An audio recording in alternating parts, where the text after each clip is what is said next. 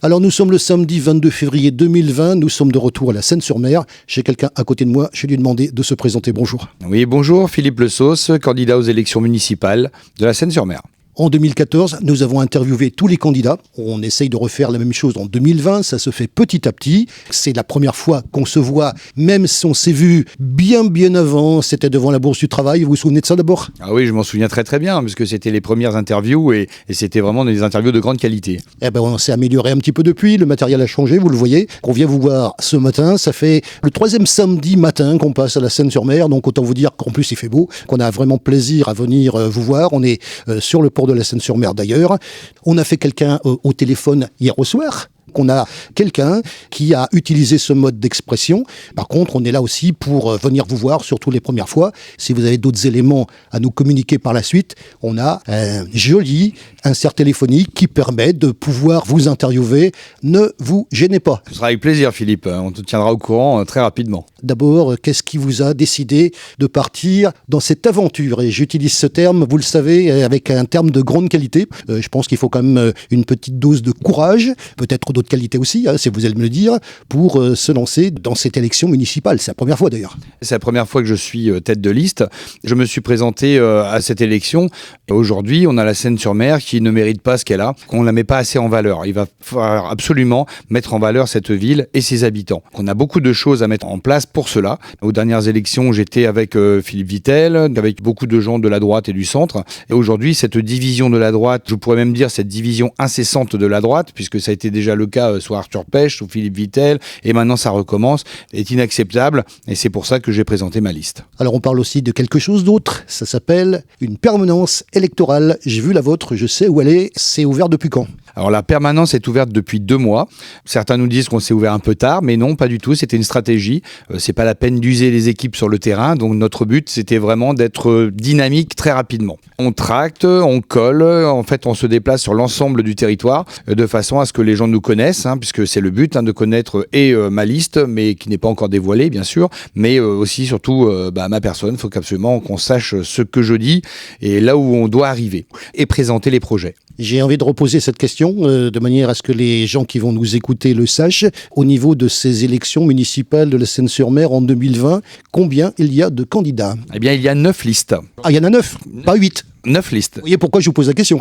Tout à fait, puisqu'effectivement, France 3 m'avait oublié lundi soir lors de sa présentation des listes sur Facebook et j'avais disparu. Donc, je me suis interrogé. Maintenant, c'est chose faite, ça a été rétabli. Là, on est là pour rétablir aussi, puisque vous savez que, je le répète encore une fois, on a vocation à donner la parole, d'une part à tout le monde, mais aussi à ceux qui veulent. C'est-à-dire que pour l'instant, on les fait petit à petit. Comme je disais hier sur l'interview par insert téléphonique, on poursuit notre petit bonhomme de chemin. Par contre, j'ai eu de la part de certaines personnes que j'ai déjà interviewées, lorsque je leur posais la question de dire, voilà, est-ce que c'est normal qu'on interviewe tout le monde ? On m'a dit oui, donc j'ai été surpris quand même de la réponse de certains. Puis d'autre part, on m'a dit de continuer. J'ai quand même reçu certains compliments qui m'ont touché, donc on continue et bien sûr, quand les gens veulent, ce qui est votre cas aujourd'hui, puisqu'on a pris contact, on est là. C'est aussi simple que ça. Cette aventure, j'utilise ce terme aventure dans le bon sens du terme bien évidemment, ça consiste à ouvrir une permanence électorale, ça consiste à faire du tractage et ça concerne aussi un exercice dont je parle assez souvent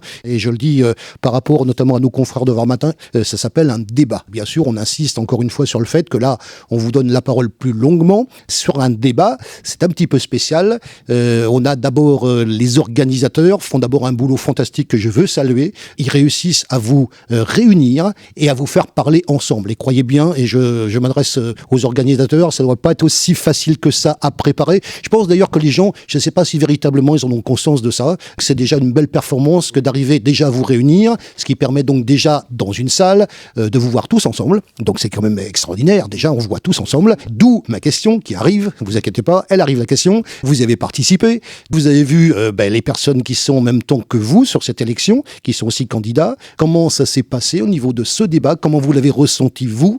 Qu'est-ce que vous avez pu dire ? On ne dit jamais tout, hélas, on n'a pas le temps, puisqu'il y a des questions bien précises exercices qui sont posés. On n'a pas le temps de tout dire, on aimerait, bien sûr. Mais dans ce cas-là, par contre, l'organisation a été bonne. Ça s'est bien passé. Le débat s'est passé dans le respect des personnes. Il n'y a pas eu d'insultes, il n'y a pas eu de vocifération. Donc c'était très bien. Tout le monde s'est bien tenu, que ce soit le public comme l'ensemble des candidats.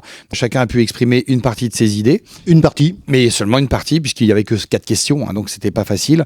Et les questions au public avaient été choisies, donc c'était un peu compliqué. Vous avez compris qu'on est sur un autre exercice qui est de vous donner la parole un petit peu plus longuement. C'est-à-dire que moi, je pose quand même les questions et il faut le temps pour les poser aussi. On va parler, bien sûr, du programme. Bien sûr, le programme est très important, puisque c'est ce qu'on dévoile. On a un programme, en fait, en 8 points. Le premier point, c'est le respect de la ville et de ses personnes. C'est-à-dire l'ensemble des habitants de la ville doit être respecté. Aujourd'hui, quand on parle de la Seine-sur-Mer, on parle d'une ville propre à la délinquance et autres. Alors qu'aujourd'hui, c'est une ville magnifique, avec 27 km de côte, 722 hectares de forêt. Nous allons de la plongée au parapente. Nous avons une ville baignée par le soleil, vraiment extraordinaire. Il faut la mettre en valeur. Et les gens qui y sont, c'est pareil. Nous avons énormément de gens qui travaillent dans tous les domaines, dont la recherche.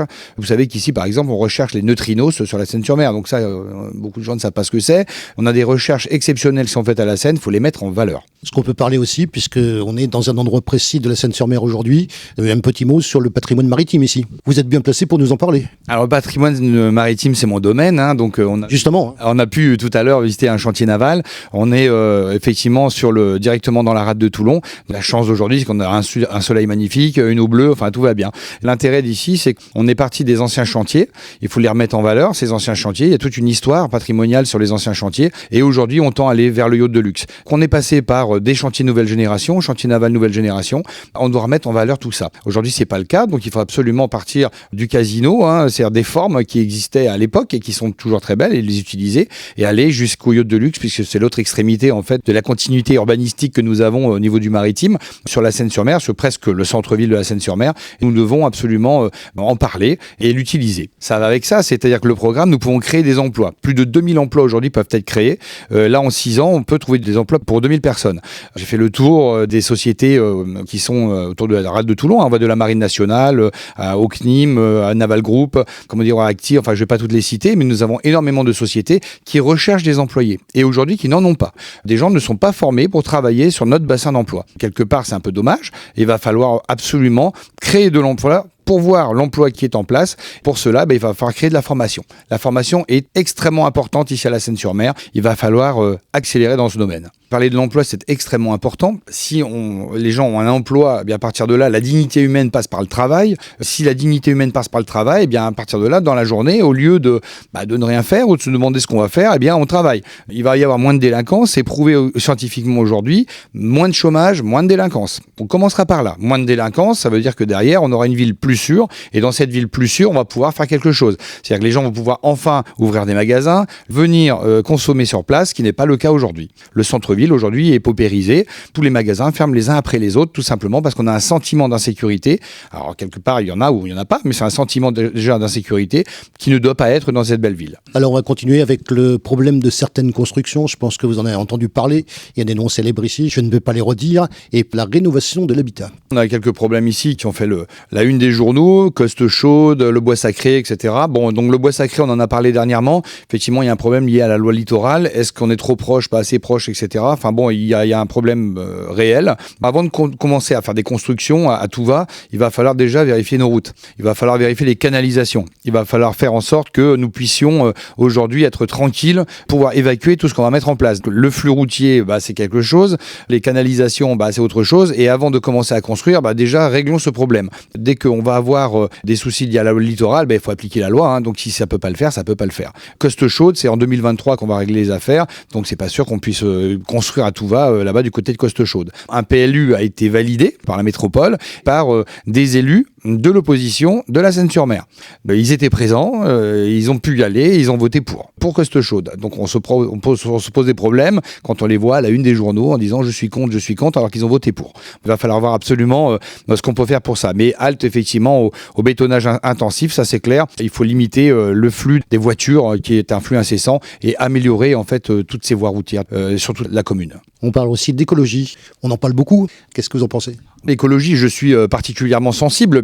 J'ai une société de formation au permis maritime. Du coup, la sensibilisation à l'environnement, je le fais tous les jours. Donc ça, c'est extrêmement important. Maintenant, je me déplace en gyropode, un instrument électrique. Donc ça, c'est extrêmement important. Il faut effectivement passer à ce mode de déplacement, faciliter l'accès au vélo, l'accès aux gyropodes, aux trottinettes, à tout ce qu'on veut, mais arrêter avec nos moteurs thermiques, essayer de passer à quelque chose de beaucoup plus doux. Nous pouvons le faire. Encore faut-il avoir des voies accessibles, des voies cyclables, il faut avoir des routes, il faut avoir tout doit être adapté aujourd'hui, ce qui n'est absolument pas le cas. Il va falloir travailler sur ce sujet. Je crois que la métropole aujourd'hui a un programme d'adaptation de la route, par exemple de la Corniche et ici de l'espace Grimaud jusqu'à l'Aiguillette. Donc on va voir, on en parle dès la semaine prochaine d'ailleurs avec eux. Et cette fameuse Corniche, on en parle ? L'état de la route ? La Corniche, c'est quand même incroyable, quoi. C'est-à-dire qu'on a des trous, des crevasses. Bon, tout le monde en parle, donc ça va pas être un sujet particulier puisque tout le monde en parle. Il va falloir faire quelque chose, ça c'est sûr. Mais encore faut-il savoir qui s'occupe de ça, puisqu'on a la région, on a le département, on a